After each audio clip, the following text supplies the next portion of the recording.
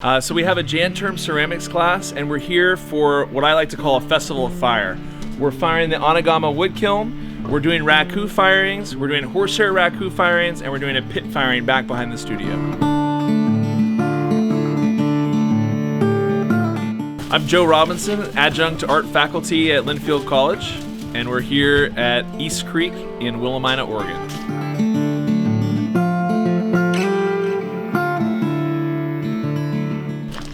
So you'll be able to see really roar. And this kiln is called an updraft. So there's different kinds of gas kilns.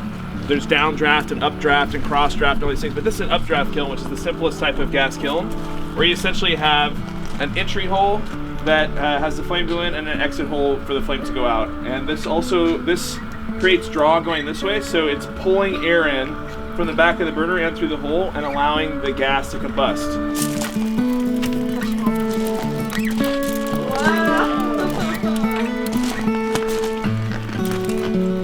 So keep going, quick.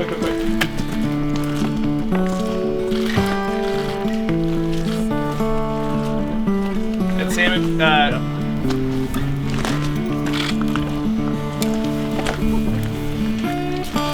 hey. Nice first round. Make sure it stays out of contact. That's good. Go ahead.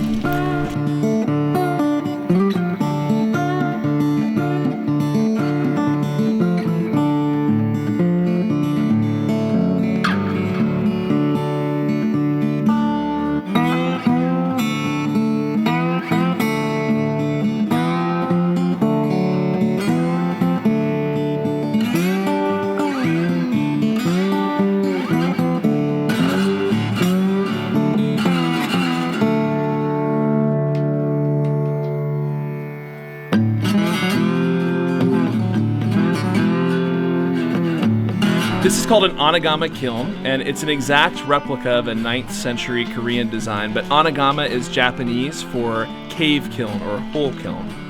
Well, this kiln was the first one built west of the Mississippi back in 1983, and it was built by a former Linfield professor, Nils Lou, who I was an undergraduate student of. Over the course of 5 continuous days, we're going to put 12 cords, or 30,000 pounds of wood, into the front and sides of the kiln using a crew of 25 people that will do shift work in order to reach 2,450 degrees in the front of the kiln. So inside the kiln, we have over 1,000 pots that are stacked on series of bricks and shelves and bricks and shelves, and the pots are loaded in there super densely.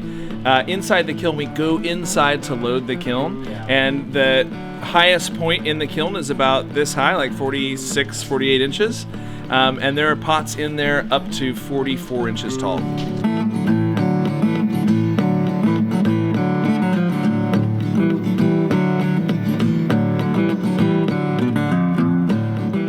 Kindling, straw, pots, straw, kindling, straw, pots. You don't want the kindling to right on the pots.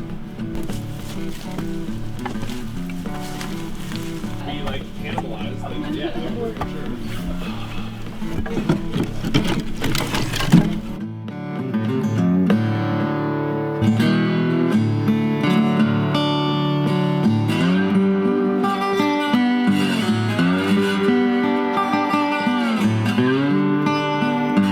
So it's like all that straw is going to catch on fire and everything's going to get hot pretty evenly and quickly, and then the wood is going to just like keep it like at 1200 for like 20 hours.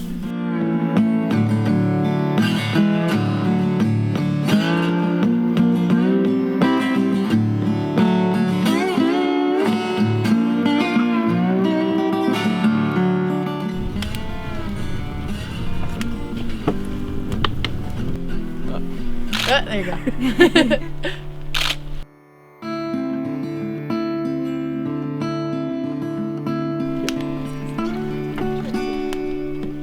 Well, when we fire the kiln, actually all of the color and glass that we see in the finished work is coming from the firing process. In other processes, we might paint or dip a liquid glaze onto our pieces, but in this case, we need none of that at all. The kiln does all the work. So we've actually already been here for 7 straight days. It took us 5 days just to load the kiln. And in this firing, we'll fire the kiln for 6 continuous days, stoking it every 1 to 4 minutes, depending on where we are in the firing process. I first came here and fired this kiln when I was 18, and the most important part of this process to me is this shared work, shared result community that we're a part of. We have this tool here that no one person can use alone, and we must come together and agree on stuff so that all of our art can come out in the vision that we share. So including the Linfield students, we have about 40 artists represented in the kiln, and we always have 20 to 50 guests come out during a firing that don't have work in the kiln so they can see the process and eat some of the good food. So I first started coming and firing here at East Creek when I was an undergraduate at 18 with Nils Lou. And I was going to go into business, and I never thought that my life would bring me here. But now I've got this opportunity to bring Linfield students and continue this long Linfield tradition that was so inspirational to me and created the person who I am today.